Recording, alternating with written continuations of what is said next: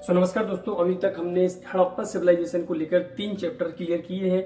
आशा करता हूँ आप लोगों को वो सारे चैप्टर समझ में आए होंगे। जितना भी मैंने उसमें समझाया था, सिखाया था, आप लोग बेहतर तरीके से सीख पाए होंगे और आशा करता हूँ आप लोग अच्छे तरीके से पढ़ाई कर रहे होंगे, स्वस्थ होंगे, खाना भी टाइम पर खा रहे होंगे। तो चलिए आज उसी चैप्टर को आगे कंटिन्यू करते हैं और समझते हैं हड़प्पा सिविलाइजेशन को लेकर कुछ टॉपिक्स क्या, कुछ क्वेश्चन ही आपके एग्जाम से रिलेटेड है ये क्वेश्चन, और 2 नंबर या 1 नंबर में हर बार पूछे जाते हैं। और मैंने शुरू में ही कहा था, फर्स्ट चैप्टर में, सेकंड चैप्टर में और थर्ड चैप्टर में हमेशा कहता रहा हूँ कि आपका मुझे बेसिक भी मजबूत करना है, आपको इतना मजबूत बनाना है कि आप कोई भी कंपटीशन की तैयारी भी करें तो आपको दोबारा हिस्ट्री या दोबारा एनसीईआरटी पढ़ने की जरूरत ना पड़े। तो चलिए हम अपने क्वेश्चन को शुरू करते हैं। तो हड़प्पा नगरों का विन्यास कैसा था? हड़प्पा नगरों का विन्यास कैसा था? तो हड़प्पा सभ्यता में नगरों का विन्यास जाल की भांति था। मैंने आपको थर्ड चैप्टर में बताया था कि कैसे वो लोग मकान बनाते थे, कैसे उन लोगों की किस प्रक्रिया से मकान बनाते थे, समझाया था ना। तो विन्यास जाल की भांति था, मतलब एक महाजाल था। कैसे बनाते थे वो लोग कि सटाकर बनाते थे, एक चिपक गया, दूसरा मकान चिपक गया, तीसरा सटाकर मकान से मकान बनाते थे। यानी कि एक मकान यहाँ, फिर एक मकान दूसरे किलोमीटर बना दिया, 3 किलोमीटर दूर जाकर बना दिया, सटाकर मकान बनाते थे। ठीक है। नगर एक निश्चित योजना के अनुसार बनाए जाते थे। मतलब मैंने जैसे कि कल बताया था, नालियां और जो भवन बनाए जाते थे, जो सड़कें बनाई जाती थी, वो एक पद्धति द्वारा बनाए जाते थे, उसका नाम ग्रिड पद्धति था। ऐसे ही मकान बनाए जाते थे तो किसी योजना के अनुसार बनाए जाते थे। ठीक है। अतः नगरों का विन्यास उच्च कोटि का था। ये नहीं कि कच्चे घास फूस के मकान बना दिए। हड़प्पा सभ्यता में आपको जितने भी मकान मिलेंगे, पक्के मिलेंगे, पक्की ईंटों के मिलेंगे और 1 से 2 मंजिल के मिलेंगे और बिल्कुल सुव्यवस्थित मिलेंगे। ये नहीं कि एक मकान यहाँ बना दिया, दूसरा वहां बना दिया, छप्पर खुला है, कहीं कुछ खुला है, मतलब कुछ भी उल्टा सीधा बना हुआ है। क्लियर मिलेगा आपको, बिल्कुल सफाई से मिलेगा, बनाया होगा। और आज तक वो लोग मतलब इतनी क्लियर से बनाया गया था, इतनी मजबूती से बनाया गया था कि हड़प्पा काल से आज तक, मतलब सोच रहे हो ना आप लोग, कितने वर्ष बीत गए लेकिन आज भी वो लोग सुरक्षित है। ठीक है। जॉन मार्शल कौन थे? कल मैंने चैप्टर 3 में इनके बारे में बात की थी। आखिर ये कौन थे? आपको पता होगा, कमेंट करके जरूर बताना। आपने वो 3rd चैप्टर देखा है तो आप लोग इसका आंसर जरूर देंगे कि जॉन मार्शल थे कौन। तो जॉन मार्शल प्रसिद्ध पुरातत्व शास्त्री थे। कौन थे? पुरातत्व शास्त्री थे। ठीक है। वह 1902 से 1928 तक, याद रखना डेट्स, 1902 से 1928 तक भारतीय पुरातत्व सर्वेक्षण विभाग के महानिर्देशक थे। कौन थे? सर्वेक्षण विभाग। कौन थे? John Marshall. क्या करते थे?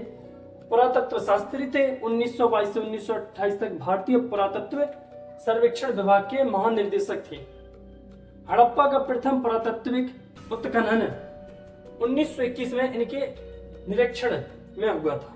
मतलब हड़प्पा सभ्यता का जो उत्खनन 1921 में हुआ था वो इन्हीं के नेतृत्व में हुआ था। इन्हीं के द्वारा बताया गया था कि यहाँ पर हड़प्पा सिविलाइजेशन के कुछ साक्ष्य मिले हैं, तो आप लोग यहाँ पर खुदाई कर सकते हैं। ठीक है। भ्यांस क्या था? कल मैंने 3rd चैप्टर में इसके बारे में बात की थी और आप लोगों को समझ में आया होगा। कमेंट कर आप लोग जरूर बताना कि भ्यांस आखिर था क्या। तो भ्यांस क्या था? तो घिसी हुई रेत। क्या? घिसी हुई रेत अथवा बालू तथा रंग और चिपचिपे पदार्थ। याद रखना, बालू, रंग, चिपचिपे पदार्थ के मिश्रण को पकाकर बनाए गए पदार्थ को भ्यांस कहते हैं। मतलब बालू, मतलब आपने बजरी देखी होगी, रंग देखा होगा, रंग थोड़ी देखा होगा ना, चिपचिपा पदार्थ, आपने कुछ भी चिपचिपा पदार्थ देखा हो जो चिपचिपाता हो। ठीक है। इन सब के मिश्रण, मतलब इन सबको मिलाकर एक ऐसा पदार्थ बनाया जाता था जो कि भ्यांस कहलाता था। यह हड़प्पा की विलासी की वस्तु थी। आप उपभोग की वस्तु समझ रहे हैं ना, उपभोग जो हमारे डेली यूज करते हैं हम लोग, उसे विलासिता की वस्तु कहते हैं। इसमें सुगंधित द्रव्यों को रखने के पात्र, इसमें सुगंधित पात्र रखे जाते हैं। जैसे कि आज के टाइम हम लोग परफ्यूम लगाते हैं, कोई भी सुगंधित या जिसमें से खुशबू आती है, उस पात्र को हम विशेष वस्तु में रखते हैं, जैसे कि कांच की बोतल होगी वगैरह, ऐसी चीजों में रखते हैं। भ्यांस की वस्तु मोहनजोदड़ो और हड़प्पा जैसे बड़े नगरों की खुदाई से प्राप्त हुई है। कहां से? 2 बड़े शहरों से, मोहनजोदड़ो, हड़प्पा। याद रखना, इन दोनों नगरों से ये प्राप्त हुई है। अलेक्जेंडर कन्निंघम कौन थे? ये मैंने जितने भी आज टॉपिक्स आपको करा रहा हूं मैं, ये मैंने चैप्टर 3 में बात की है। अगर आप लोगों ने नहीं देखा है तो आप लोग जाकर मेरे चैनल पर देख सकते हैं, तो आपको बेहतर तरीके से और अच्छे तरीके से समझ में आएगा। अलेक्जेंडर कौन थे? तो अलेक्जेंडर कनिंघम एक पुरातात्विक थे। कौन थे? पुरातात्विक थे, जिन्हें भारतीय पुरातत्व का जनक भी कहा जाता है। क्या कहा जाता है? भारतीय पुरातात्विक का जनक भी कहा जाता है। अलेक्जेंडर कनिंघम भारतीय पुरातात्विक सर्वेक्षण के पहले डायरेक्टर जनरल थे। कौन थे? अलेक्जेंडर कनिंघम सर्वेक्षण के पहले डायरेक्टर जनरल। मैंने आपको चैप्टर 3 में इसके बारे में बताया था। अगर आप लोग इसके नोट्स बनाना चाहते हैं, और मैं आशा करता हूँ आप लोग को समझ में आया होगा, अगर आप लोग इसके नोट्स बनाना चाहते हैं तो आप लोग बना सकते हैं। तो अभी तक हम लोगों ने ये जाना कि हड़प्पा सभ्यता के कौन कौन से कारण हुआ करते थे, अलेक्जेंडर के बारे में जाना, जॉन मार्शल के बारे में भी जाना, और हमने कुछ फैंस, कुछ ऐसी वस्तुओं के बारे में जाना जो हमें जानना जरूरी हो जाता है। लेकिन अब हम जानेंगे हड़प्पा सभ्यता के नगर के बारे में, उनकी सड़कों के बारे में, वो सड़क निर्माण कैसे किया करते थे, नालियों का निर्माण कैसे करते थे, किस पद्धति द्वारा करते थे। और अब हम जानेंगे कि हड़प्पा सभ्यता के पतन का कारण क्या था। इतिहासकार अपने क्या क्या तर्क देते हैं। तो चलिए शुरू करते हैं। तो हड़प्पा सभ्यता, तो पहला क्वेश्चन है हमारा, मोहनजोदड़ो नगर की कोई दो विशेषताएं लिखिए। मोहनजोदड़ो नगर की कोई दो विशेषताएं लिखिए। मोहनजोदड़ो यानी हड़प्पा सभ्यता की विशेषताएं निम्नलिखित है। पहली विशेषता क्या है? सड़क निर्माण। उनकी सड़कें थी वो कैसे निर्माण किया करते थे। तो मोहनजोदड़ो की सड़कें सीधी और चौड़ी थी। कैसी थी? सीधी थी, चौड़ी थी, ध्यान रखना, तथा एक दूसरे को समकोण पर काटती थी। किस पर काटती थी? समकोण पर। ऐसी सीधी हो गई, समकोण हो गया, ठीक है, और ये कट गई और ये बन गया चौराहा। मैंने 3rd चैप्टर में इसके बारे में विस्तार से ही बात की, आप लोग 3rd चैप्टर जाकर देख सकते हैं, तो आपको आसानी से समझ में आएगा। काटती थी। इस नगर की प्रमुख सड़कें 10 मीटर, क्या 10 मीटर चौड़ी तथा 100 मीटर लंबी थी। 10 मीटर चौड़ी थी और 100 मीटर लंबी थी। अन्य छोटी सड़कें इस मुख्य सड़क से आकर मिलती थी। आप लोगों ने देखा होगा आज हमारे बड़े बड़े हाईवे होते हैं, लेकिन उनके आसपास छोटे मोटे हाईवे होते हैं जो जाकर बड़े हाईवे से मिलते हैं। मतलब छोटी छोटी जो मोहल्ले की सड़कें होती हैं वो मेन हाईवे से जाकर मिल जाती हैं। ऐसा ही इसमें भी हुआ करता था। नालियों की व्यवस्था कैसी थी? उनकी जो नालियां बना देते हैं, आज के टाइम हम लोग देखते हैं कि सड़क किनारे सड़क के बगल से सटाकर हम लोग नाली बना देते हैं, नाला बना देते हैं, गटर बना देते हैं कि हमारा घर का जो वेस्ट पानी है, जो मतलब बर्तन धोते हैं उसका पानी है, गंदा पानी है, वो नालियों के सहारे हम घर से बाहर निकाल सके, ठीक है।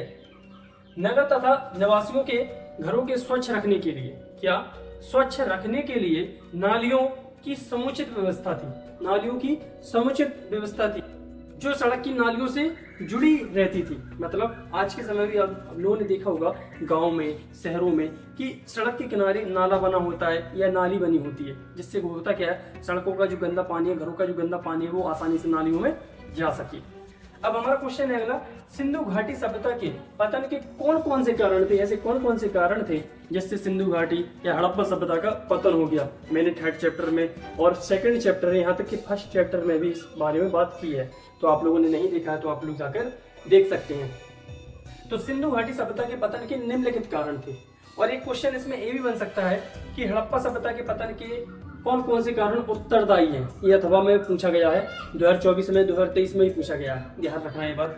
तो पहला कारण है, सिंधु क्षेत्र में आगे चलकर जलवायु परिवर्तन की स्थिति उत्पन्न हुई और जल स्तर घटने लगा। मतलब जलवायु जो परिस्थिति है, जल की जो परिस्थिति है वो परिवर्तन होने लगा, उसमें जल धीरे धीरे घटने लगा। एक इतिहासकार का ये कहना। और पशुपालन व्यवसाय कर पाना असंभव हो गया। मतलब वर्षा कम होने लगी, जल की कमी हो गई, तो इतिहासकार कहते हैं कि उनका जो व्यवसाय था, खेती थी, पशुपालन था, असंभव हो गया ये सब करना। वो ये सब पानी के बगैर नहीं कर सकते थे। और इसका दूसरा कारण ये देती हैं कि कुछ लोगों के अनुसार यहाँ भूकंप आने से बस्तियां समाप्त हो गई। क्या भूकंप आने से बस्तियां समाप्त हो गई।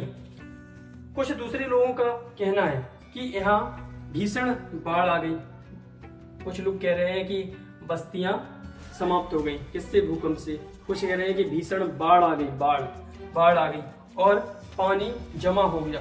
पानी जमा हो गया। बाढ़ में देखते हैं आप लोग पानी कितना भयंकर तरीके से आता है। जाने के कारण भारी मात्रा में विस्थापन हो गया। मतलब जब बाढ़ आती है तो आप लोगों ने देखा होगा वहां से इंसान दूसरी जगह पलायन करता है, दूसरी जगह शिफ्ट हो जाता है। ऐसा ही कुछ इतिहासकारों का कहना है कि बाढ़ आई, बाढ़ के कारण कई लोगों ने वहां से विस्थापन कर दिया, जिससे हमें लगता है कि हड़प्पा सभ्यता का पतन हो गया। लेकिन कई इतिहासकार ये भी कहते हैं कि बर्बर जातियों ने उन पर अटैक कर दिया होगा, जिससे सारे हड़प्पा निवासियों या सिंधु घाटी सभ्यता का अंत हो गया। देखिए, इतिहासकार अपने अपने तर्क देते हैं, सभी लोग अपने अपने जो विचार हैं, जो थॉट्स हैं उनके, वो देते हैं, लेकिन इसका कोई मेन रीजन पता नहीं है कि आखिर इनका अंत हुआ तो हुआ कैसे। आशा करता हूँ आप लोगों को समझ में आया होगा। अगर आप लोग इसके नोट्स बनाना चाहते हैं तो आप लोग बना सकते हैं, मैं साइड हो जाता हूँ।